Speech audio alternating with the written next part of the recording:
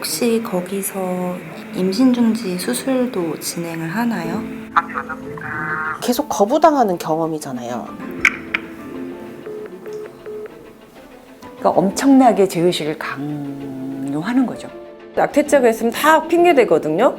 쟤만 처벌하면 돼. 사실은 태아를 보호한다고 하면서 모든 책임 여성한테 떠넘겨버리고 다 그냥 손 놓고 있는 형국이에요. 낙태한 여성과 시술 의사를 처벌하도록 한 형법 조항이 결국 헌법에 어긋난다는 판단을 입법 기한은 내년 말일까지로 못 박았습니다. 이로써 현행 낙태죄는 국회에서 내년 안에 대책 법안을 만들어야 합니다. 2019년 낙태를 처벌하는 조항이 헌법 불합치 판결을 받았다. 하지만 관련 개정안이 통과되기 전까지 임신 중지는 아직 불법이다. 따뜻한 마음으로 배려 부탁드립니다. 네, 여보세요? 임신중지 수술도 진행을 하나요? 뉴스 보니까 이제 허용된다고 했던 것 같아요. 계속 거부당하는 경험이잖아요. 계속해서 연락을 해보고 되는지 안 되는지 계속 허락을 구하고. 감사합니다. 의사입니다. 네네, 가능하시죠? 정말요? 그렇게 네. 제가 전화 다시 넘겨받을게요. 네. 잠깐만요. 알겠습니다. 누군가의 선의에 기대야 되고 선의이거나 아니면 완전 상업이거나. 저희가 8주까지는 일단 100만 원 하고 있거든요. 이제 계좌이체나 카드가 안 되기 때문에 무조건 현금으로 챙겨 오셔야 되시고. 얼마나 걸릴까요? 저희 수술 시간은 10분에서 15분밖에 안 걸리시고 이제 수액 맞으면서 회복하는 시간인데 그것까지 만약 포함하면 1시간에서 1시간 반, 길면 2시간까지 걸리실 거예요. 네.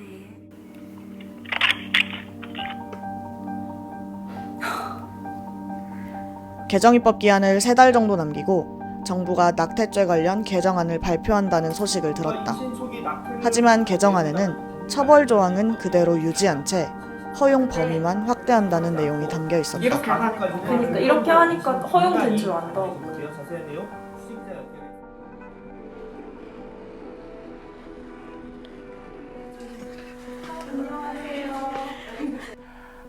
이제 정말 마음속으로 우리 정부가 이렇게 아주 진전된 선택을 해줄 수 있길 바랬어요, 사실은. 진보 정권이라고 본인들이 얘기를 하고 또 대통령도 페미니스트 대통령이라고 얘기하시니까. 엄청 실망했죠. 똑같이 입법하면 안 되죠. 이혼이 선언된 조항이 그대로 유지되어 있는 거거든요. 분명히 그 낙태죄 조항이 헌법 불합치라고 결정을 했는데 그러면 그걸 바꿔야 되거든요. 근데 지금 정부가 입법한 내용을 보면 그대로 유지를 하면서 이법성 조각 사유, 그 예외 사유를 확장하는 방식의 걸 선택했는데 정부안대로라면 임신 14주까지는 임신 중지를 처벌하지 않고 24주까지는 사회경제적 이유가 있을 경우 임신 중지를 처벌하지 않는다. 단, 사회경제적 이유로 임신 중지를 할 경우 의무적으로 상담을 받고 24시간의 숙고 기간을 가져야 한다. 그 외에도 정부안에는 만 16세 이하 미성년자의 추가적인 동의 절차와 의사의 진료 거부권도 포함되어 있다. 그러니까 이게 존치한다는 것 자체는 기본적으로는 죄고 요 예외적인 것만 봐준다 이런 식의 가치는 살아남기 때문에 다른 제도들 자체도 그런 관점으로 다 들어갈 수밖에 없어요. 법에 살아있는 이념이 굉장히 중요한 거고. 앞으로 법 개정이 어떻게 진행되는지 한번 설명해 주실 수 있어요? 여러 법안들을 놓고 선택을 하는 거죠. 지금 정부안이 있고 이제 폐지하자는 안이 있잖아요. 그러면 정부안을 그대로 이제 통과시킬 것인지 폐지하자는 안을 선택할 것인지 이런 걸 가지고 이제 선택할 수 있고 정부안에 대해서도 조금 손을 보는 게 좋겠다 싶으면 이제 그 손을 보는 식으로 갈 수도 있고요. 그게 오늘 이제 12월 31일까지가 이제 시한이어서 이런 현실에 대해서 저는 이제 막 마음이 급하죠.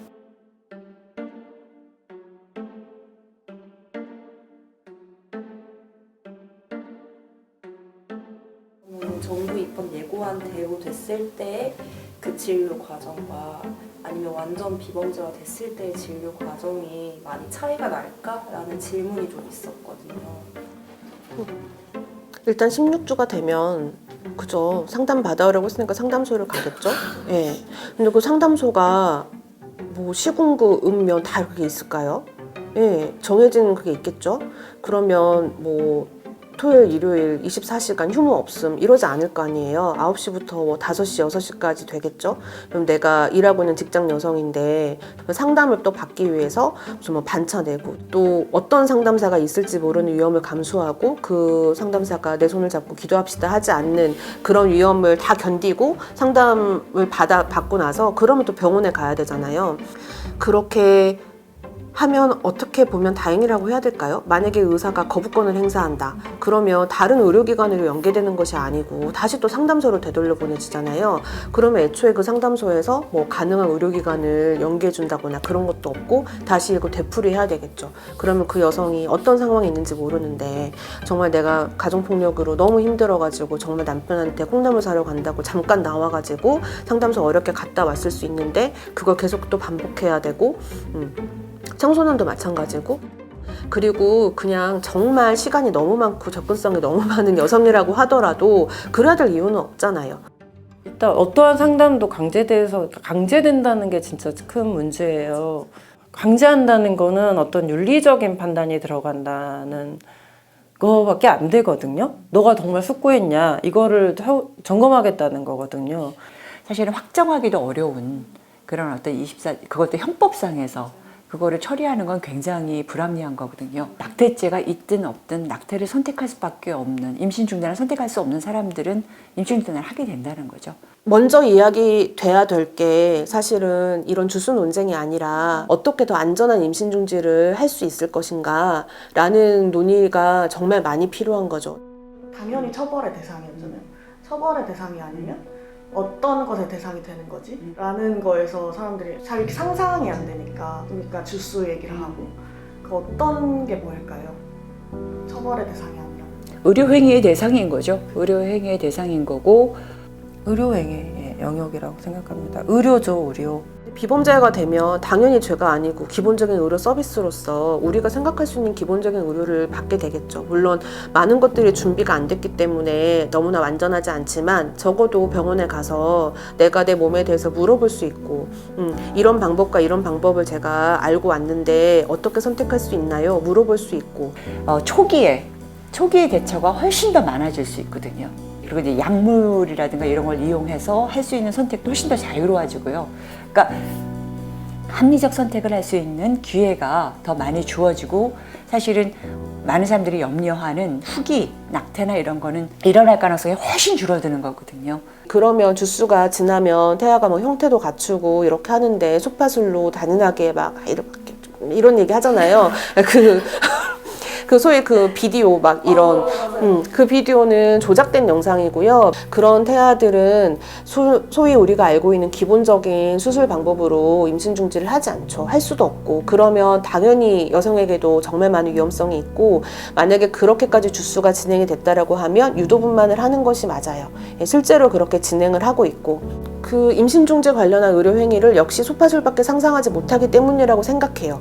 우리는 한 달마다 다른 페이퍼가 나와요. 한 달마다 다른 페이퍼가 근거에 기반해서 나오고 자고 일어나면 또 새로운 것이 나와 있고 업데이트 된다는 것이 중요한데 과연 여성의 몸에 대한 특히 임신 중지에 대한 의료는 어느 정도 수준인가? 임신 중지가 합법화된 국가들에서는 그런 교육이 가능하고 그런 교육이 이루어져 있고 계속해서 케이스 바이 케이스로 이런 케이스에서는 어떻게 할 건가 임신 중지 이후에 뭐 과다출혈이 있을 때 어떻게 할 건가 다 시뮬레이션하고 교육하고 이런 것들에 대해서 이렇게 받쳐져 있기 때문에 의사들도 그만큼 자신감을 가질 수 있는 거고요. 얼마 전에 뉴질랜드가 되게 완전 합법화됐었잖아요.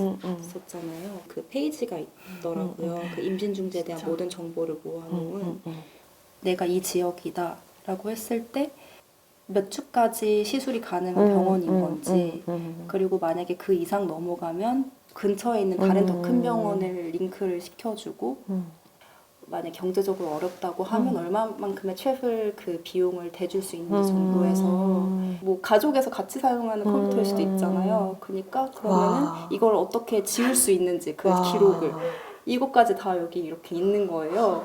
그래서 이거 보고 약간 조금 충격 먹었는데 감동이다. 그쵸? 눈물 날 것 같아요. 그쵸? 여기서 감동을 먹었어요. 지금 시골 지방에는 산부인과가 하나도 없는 데도 있어요. 근데 그런 식으로 하면 사실은 접근성이라는 게 서울을 중심으로 생각하는 면이 있는데, 서울이나 수도권만 중심으로 생각하는 게 있는데, 이 의사의 거부권이라든가 이런 것들을 함부로 얘기할 수 없는 거죠. 진료 거부권을 행사할 수 있는 다른 의료 시설도 있나요? 제가 알기로는 없어요. 유일해요. 이것도 굉장히 문제죠. 응급실에 주치자가 와서 난동을 피우고 의사를 때리고 간호사를 때리고 칼을 휘둘러도 그런 정도가 입증되지 않으면 진료 거부를 못하게 돼 있어서, 그래서 지금 계속 의료인을 보호해라는 법이 만들어지고 있는 상황인 정도예요. 그런데 그런 주치자도 의료 거부를 못하는데 여성의 임신 중지는 의료 거부할 수 있다라고 하는 그 명시가 되는 거죠. 그냥 보편적인 의료 행위랑 똑같이 생각하면 되는 거잖아요. 그런데 왜 굳이 장벽을 계속 세우는 것이 정말 보호를 목적인가, 통제를 목적으로 하는 것인가.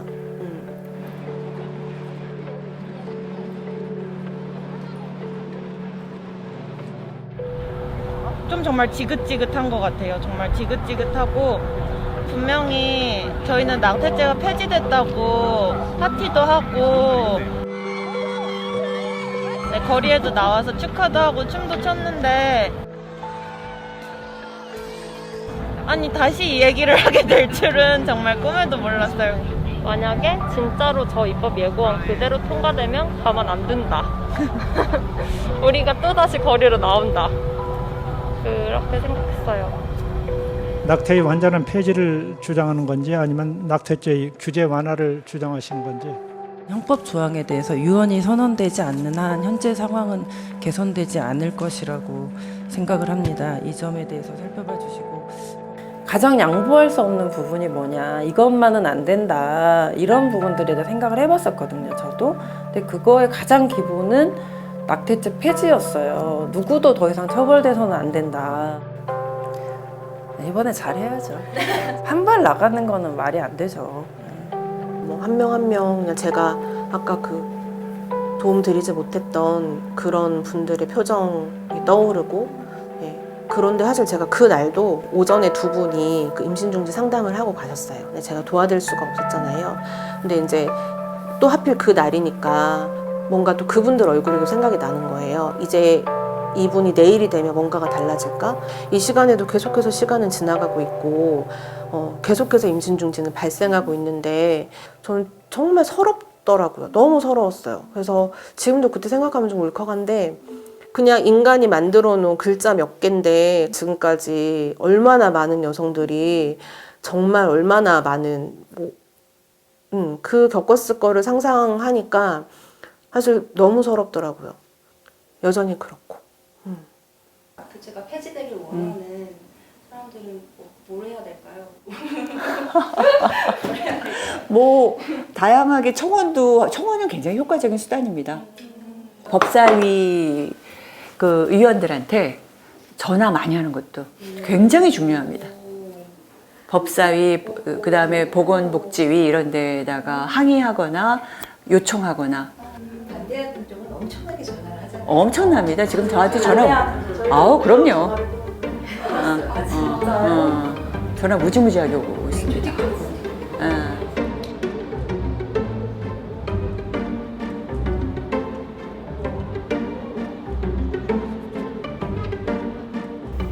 안녕하세요. 다페이스 소연. 따예 PD입니다.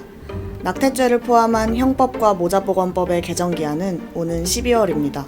다페이스는 다페피플의 힘으로 여성의 건강권과 임신중지에 대한 문제를 다뤄왔습니다. 변화의 필요성에 공감하고 우리와 함께 좀 더 깊게 들여다보고 싶으신 분들은 왼쪽 버튼을 클릭해 다페피플이 되어주세요.